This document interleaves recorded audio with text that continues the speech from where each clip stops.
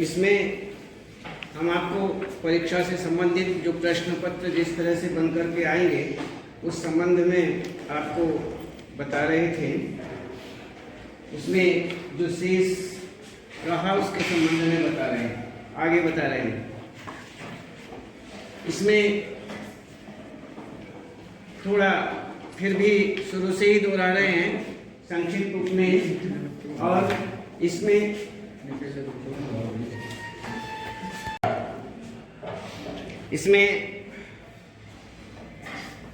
परीक्षा से संबंधित प्रश्न पत्र की जानकारी, इसमें हम ये देख रहे हैं कि किस प्रकार से प्रश्न पत्र बन करके आते हैं, क्वेश्चन पेपर किस प्रकार से बनते हैं, इस विषय में हम बात करेंगे। सबसे पहले इसमें जो हम आपको बता चुके हैं उसको थोड़ा सा फिर दोबारा दोहरा रहे हैं, उसको ध्यान से। सबसे पहली बात यह है कि इसमें केवल 2 खंड आएंगे, 4 खंड नहीं। जिस तरह से हमेशा आते रहे हैं, हर वर्ष आते रहे हैं, ऐसा नहीं होगा। केवल 2 खंडों में आएंगे, ये इसमें परिवर्तन हुआ है। और सबसे पहला खंड जो है उसमें पहला प्रश्न आएगा अपठित गद्यांश। अपठित गद्यांश में विकल्प रूप में उत्तर लिखे हुए होंगे, प्रश्न होंगे, प्रश्न के अंतर्गत 4 उत्तर होंगे, विकल्प होंगे, उनमें से ही आपको छांट करके उत्तर लिखना होगा। खंडों का और विशेष खंड और अन्य जितने भी अलग से खंड हैं उनका आप विशेष रूप से ध्यान रखें। मैं आपको डिटेल्स पूरी बता चुका हूं, उनका विशेष रूप से ध्यान रखेंगे। 5 प्रश्न आएंगे, 5 आपको करने हैं और 5 ही नंबर के होंगे। इसी तरह से अपठित पद्यांश आएगा, उसमें भी 5 प्रश्न होंगे और नीचे उनके विकल्प दिए होंगे, विकल्पों से ही आपको उत्तर निकालना है। 5 ही नंबर के होंगे, 5 ही प्रश्न होंगे। इस तरह से अपठित गद्यांश और अपठित पद्यांश, ये 2 प्रश्न आपके सामने पूरे हुए। अब ये अपठित गद्यांश या अपठित पद्यांश जो भी ये क्वेश्चन बनकर के आएंगे, इनमें 2 गद्यांश होंगे तो भी 2 और पद्यांश होंगे तो भी 2 में से आपको एक करना है। ये पूछने की आवश्यकता नहीं है कि आप पेपर को देखें और वहां किसी से पूछने का प्रयास करें, कोई नहीं बताएगा, आपको बोलने भी नहीं देगा, सीट से उठने भी नहीं देगा, कोई बात नहीं करेगा, जानते हुए भी नहीं बताएंगे, कुछ नहीं बताएंगे, लेश मात्र भी एक शब्द भी नहीं बताएंगे। इसलिए प्रयास भी मत करना, इसलिए आपको पहले ही बता रहे हैं। इसमें गद्यांश पद्यांश 2 प्रश्न। अब तीसरा प्रश्न यहां पर व्याकरण से संबंधित। व्याकरण में आपके 4 खंड हैं और चारों खंडों में अपठित गद्यांश और पद्यांश 10 नंबर के हो गए, 5-5 नंबर। व्याकरण आपका 16 नंबर, 4 आपके खंड हैं और 4 ही नंबर के हैं। 4 ही उसमें प्रश्न होंगे, 5 आएंगे, 1 की छूट होगी। आप कोई सा भी छोड़ सकते हैं 5 में से, 4 आप करेंगे, 4 ही नंबर के होंगे। 4 खंड हैं तो 16 नंबर के हो गए। ये तीसरा, चौथा, 5वां और 6ठा, 6 क्वेश्चन। 6ठे प्रश्न तक व्याकरण। उसके बाद 7वां प्रश्न। 7वें प्रश्न के अंतर्गत पाठ्य पुस्तक होगी, आपकी किताब जो आपने पढ़ी है एक्सटेज नाम से। एक्सटेज भाग 1, तो ये आपकी किताब है पाठ्य पुस्तक। और आपकी एक पाठ्य पुस्तक है कृतिका, और इसमें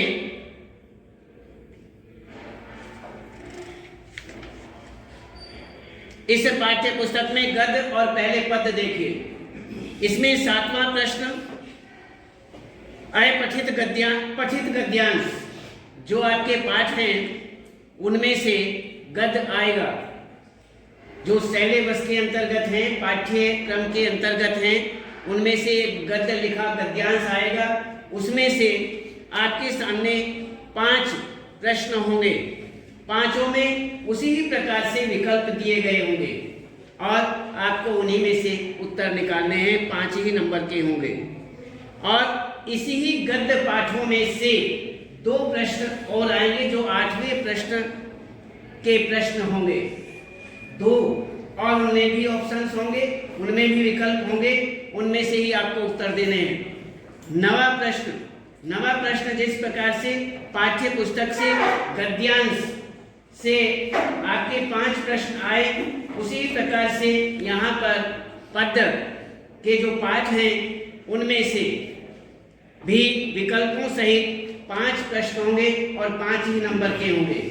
फिर उसी तरह से जो काव्य पाठ हैं उनमें से 2 प्रश्न आएंगे और दोनों प्रश्नों में विकल्प और विकल्पों में से ही उत्तर। इस तरह से आप यहाँ पर 8वां, ये 7वां, 8वां, 2, 7वां और 8वां जो है वह गद्य से संबंधित और 9वां और 10वां पद्य से संबंधित ये प्रश्न रहेंगे। अब देखते हैं हम 11वां प्रश्न। अब ये 10 प्रश्न जो हैं, 10 प्रश्न जो अपठित गद्यांश पहला, दूसरा अपठित पद्यांश, तीसरा, चौथा, 5वां और 6ठा, ये व्याकरण से संबंधित अपठित गद्यांश पद्यांश 10 नंबर, 5 नंबर, व्याकरण 4 प्रश्न 4 नंबर, 16 नंबर ये हुआ। उसके बाद अपनी पाठ्य पुस्तक आती है। पाठ्य पुस्तक कौन सा 7वां प्रश्न बनता है। 4 प्रश्न व्याकरण के और 2 प्रश्न पहले अपठित के। इस तरह से 7वां, 8वां, 9वां और 10वां 10 तक गद्य और पद्य। 7 नंबर गद्य, 7 नंबर पद्य, समझ गए। तो इस तरह से 10 प्रश्न हमारे बन जाते हैं। अब आपका एक खंड पूरा हो गया, अब दूसरा खंड शुरू होता है। ये हमने आपको पहले ही बता दिया। यदि वहां क और ख लिखा हुआ है खंडों में तो क ख ही लिखे। ए ब लिखा हुआ है सो ए ब ही लिखे। उनमें कोई अंतर नहीं करना किसी भी तरह से। पेपर में जहां जो खंड लिखा हुआ है वही जो का तो वही खंड आपको लिखना है। और जितने विकल्प हैं, जिस विकल्प को आप ठीक समझ रहे हैं, उत्तर समझ रहे हैं, सही उत्तर समझ रहे हैं, उसका खंड भी लिखना है और उसका जो सामने उत्तर लिखा हुआ है वह भी जो का तो लिखना है। उसे चूकना नहीं है। मैं बार बार पहले से ही बताता आ रहा हूं, उसे बिल्कुल नहीं चूकना है। यदि आप उसमें चूक जाते हो तो समझ लीजिए आपके नंबर सब तभी कट हो जाएंगे। आप खंड लिख करके अपने को ये समझते हैं कि ये आंसर पूरा हो गया, नहीं। आप उसमें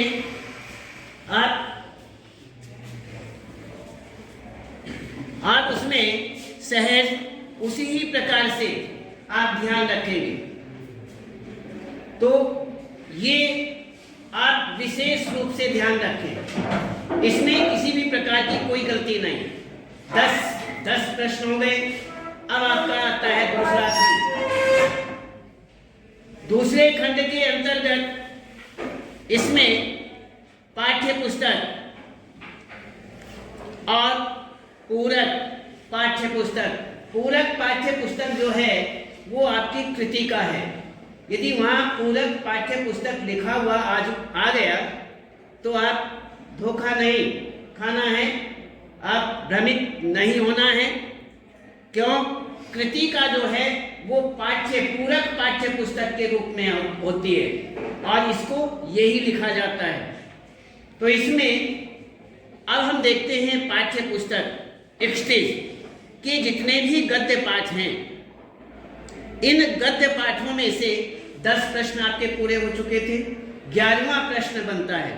11वें प्रश्न में आपके सामने 4 प्रश्न आएंगे, 4 प्रश्न, और वह 25 से 30 शब्दों में आपको लिखने होंगे। 25 से 30 शब्दों के लगभग। उसमें 2-4 शब्द ऊपर नीचे हो जाएं, कोई ऐसी बात नहीं है।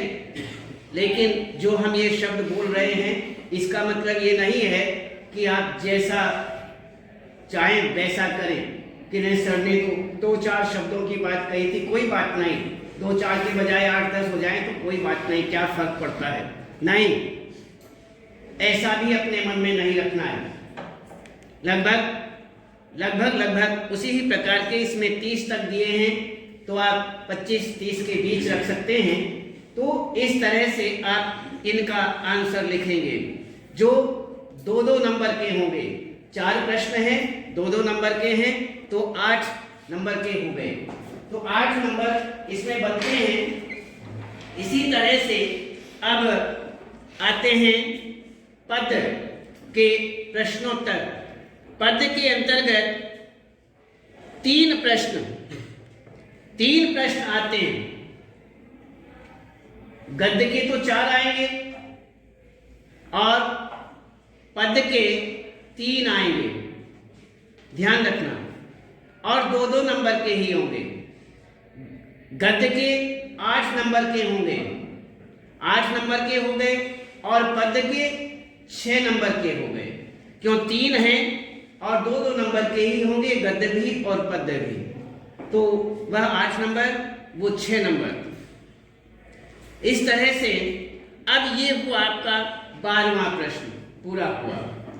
गद्य और पद, इसमें भी प्रश्नोत्तर जो देना है वह 60 शब्दों से 70 शब्दों के बीच। तो 60 से 70 के बीच होने चाहिए, इतने शब्द होने चाहिए। और अब आगे 13वां प्रश्न।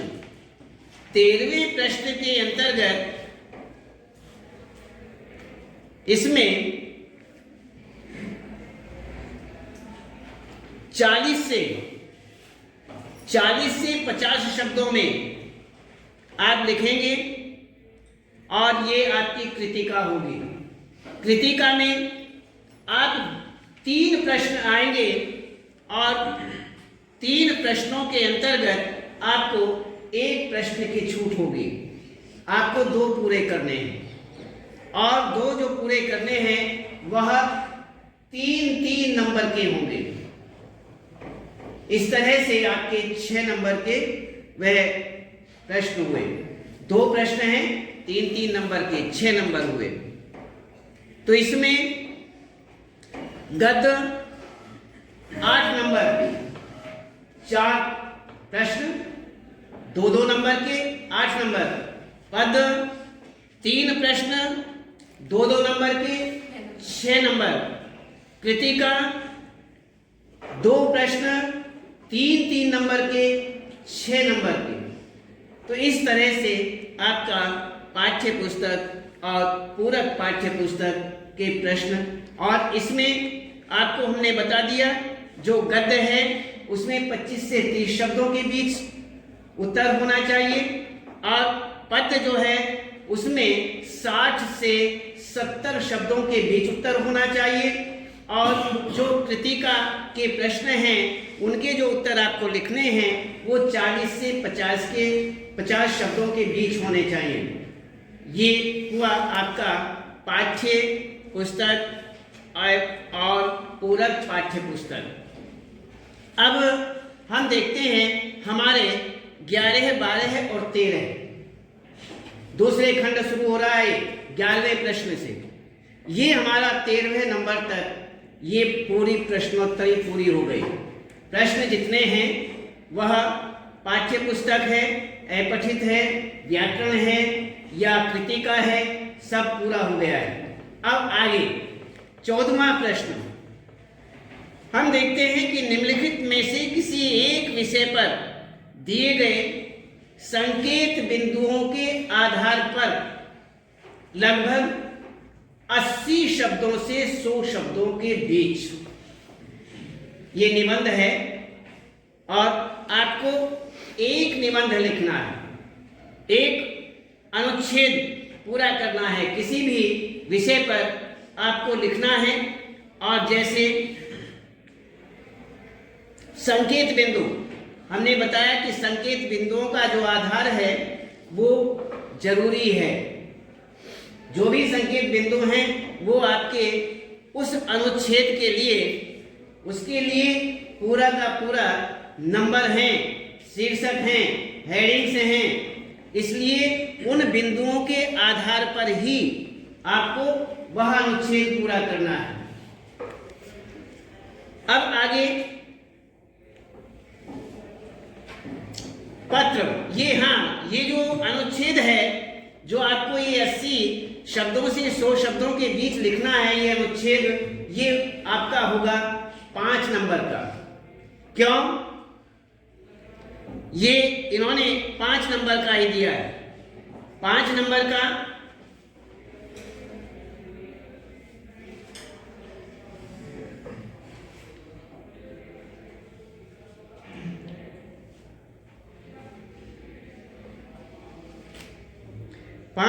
होगा। तो इस तरह से एक अनुच्छेद है, इसमें कई शीर्षक आएंगे, कई विषय आएंगे, जिनमें से आपको एक विषय ही करना है, एक विषय पर लिखना है। पत्र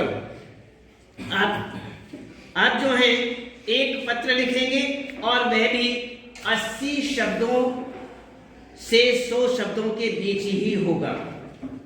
पत्र भी छोटा नहीं, 2-4 लाइनें लिख करके आप नहीं पूरा लिखेंगे और इस प्रकार से आप इसको अच्छी तरह से लिखें और ये भी आपका 5 नंबर का ही होगा।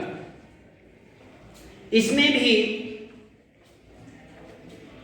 एक पत्र नहीं 2 पत्र आएंगे और दोनों में से आपको एक पत्र करना है। निबंध भी जो शीर्षक दिया गया है 5 नंबर का, वह अनुच्छेद जो आप लिखेंगे वह भी 5 नंबर का ही होगा। पत्र भी 5 नंबर का ही होगा। वह शीर्षक 3 आएंगे, तीनों में से एक करना है। पत्र 2 आएंगे, उनमें से एक करना है। 5-5 नंबर के ही होंगे। अब आपके सामने विज्ञापन आएगा। कोई भी विज्ञापन आ सकता है और वह 25 शब्दों से 50 शब्दों के बीच चित्रों सहित चित्र उसमें होंगे और 25 शब्द से 50 शब्दों के बीच आप उसको तैयार करेंगे। ये भी आपका 5 नंबर का ही होगा। इसमें इन्होंने एक इसी तरह से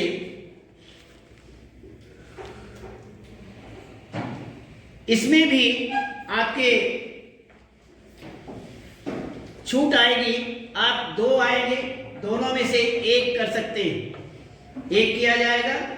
2 होंगे, एक छोड़ सकते हैं, कोई सा भी आप जैसा चाहें। और एक ध्यान और भी रखना चाहिए, कभी कभी क्या होता है कि ये 2-2 आपने अपने मस्तिष्क में डाल दिया कि हाँ 2-2 आएंगे, एक हम करेंगे। अचानक कोई कारण ऐसा बन जाए कि पेपर के अंदर आपके 2 नहीं 1 ही आ गया, तो आपको वही करना होगा। ठीक है, इसमें छूट दी हुई है, छूट हम आपको बता रहे हैं। कोई कारण ऐसा बन जाए कि आपके सामने प्रश्न पत्र है और प्रश्न पत्र के अंतर्गत आपके सामने 2 प्रश्न या 3 प्रश्न अनुच्छेद ही आपको लिखना है, निबंध रूप अनुच्छेद जो लिखना है उसी में मान लीजिए आपके सामने हम 3 बता रहे हैं, 3 आएंगे, 3 में आकर के 2 आ जाएं। वैसे छूटी आती है, एक अकेला नहीं आएगा, लेकिन फिर भी हम आपको बता रहे हैं यदि एक ही आ जाए तो आप घबराहट वाली बात अपने मन में पैदा नहीं करें। बिल्कुल निश्चिंत निडर होकर के अपने उसी शीर्षक का आधार बना करके उसे ही लिखें। बहुत अच्छी तरह से उसे लिखें। पत्र है, यदि एक आता है तो आप लिख दीजिए, कोई ऐसी आपत्ति नहीं है कि आप सहज ये समझें कि अरे ये तो एक ही आ गया। मन में तो आएगा एक बार को कि एक आया है, कोई छूट नहीं मिली है, लेकिन चिंता की बात नहीं है। वास्तव में देखा जाए तो छूट ही आएगी, निबंधों में भी, अनुच्छेद लिखने में भी, पत्र लिखने में भी, विज्ञापन लिखने में भी छूट ही आती है। तो इस प्रकार से आप विज्ञापन करेंगे, यह भी 5 ही नंबर का है। अब आगे एक प्रश्न इसमें और जोड़ दिया गया है। कोई भी आपको शीर्षक दिया जाएगा और वह शीर्षक लगभग 30 शब्दों से 40 शब्दों के बीच में जिस प्रकार से विज्ञापन है उसी प्रकार से आपको संदेश देना है।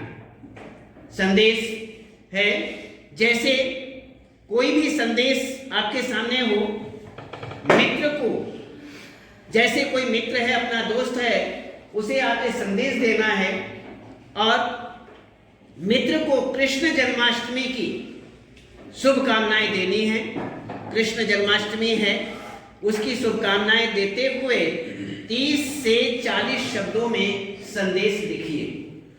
ये आपके सामने उसी प्रकार के हैं जैसे आप विज्ञापन है, विज्ञापन करते हैं, इसमें संदेश दे रहे हैं, शुभकामनाएं दे रहे हैं। शुभकामनाएं तो आप वैसे भी देते हैं, तो इसमें क्या होगा, संदेश ऊपर आप इस तरह से आप इसका पूरा वर्ग बना लेंगे और बना करके आयतकार में, आयत में बनाएंगे, ऊपर बीच में संदेश लिख देंगे। संदेश लिखेंगे और संदेश लिखने के बाद एक साइड आप उसमें तारीख लिखेंगे, दिनांक हो जाएगी और दिनांक के नीचे जो भी आपका मित्र है, जो भी उसका नाम है, प्रिय जो भी नाम है, उस नाम को लिखेंगे और उस नाम के नीचे कृष्ण जन्माष्टमी की हार्दिक शुभकामनाएं, ये लिखकर आप आगे लिखेंगे। आप चित्र भी बना सकते हैं, कृष्ण कृष्ण बाल रूप बना करके, और आगे मटकी बनी हुई है, उसमें मक्खन भरा हुआ है और भगवान कृष्ण जो हैं उसके पास खड़े हैं। तो इस प्रकार से ये दिखाया जाएगा कि हाँ, ये कृष्ण जन्माष्टमी का चित्र है, उसकी शुभकामनाएं दी जा रही हैं। तो इसमें कृष्ण, कोई भी आप कुछ भी उसमें लिखा जा सकता है, जैसे इन्होंने लिखा है, कृष्ण तेरी गलियों का जो आनंद है वो दुनिया के किसी कोने में नहीं, जो मजा वृंदावन की रज में है, रज मीन्स धूल, रज में है, मैंने पाया किसी बिछोने में नहीं। अर्थात उसमें बैठना, उठना, लेटना जिस प्रकार से वृंदावन के रज में है, भूमि पर है, मिट्टी में है, ऐसा मैं अच्छे से अच्छे बिछोने के ऊपर भी प्राप्त नहीं कर सका।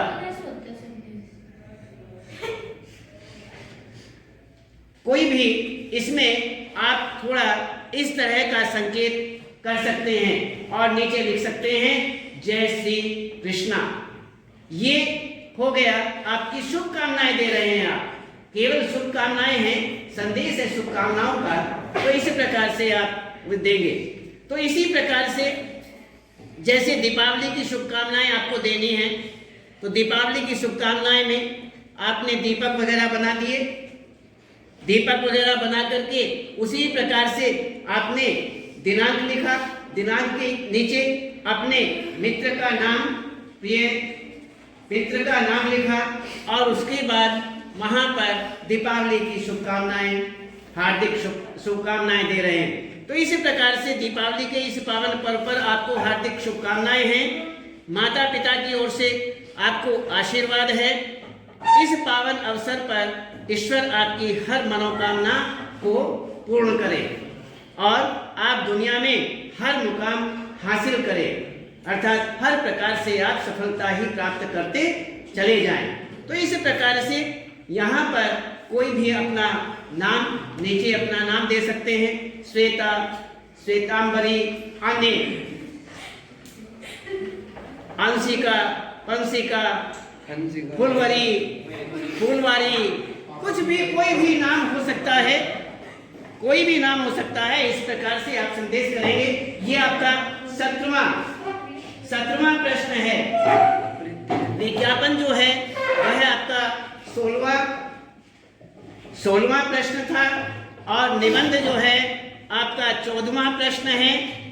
जो अनुच्छेद है वह 14 है, पत्र 15वां और इसमें पत्र के बाद में विज्ञापन आपका 17वां और विज्ञापन 16वां और जो आपका संदेश है वह 17वां हो गया। इस प्रकार से 5-5 नंबर के हैं, ये सारे 5-5 नंबर के ही होंगे। इस तरह से आपका ये प्रश्न पत्र बनता है और इसको अच्छी तरह से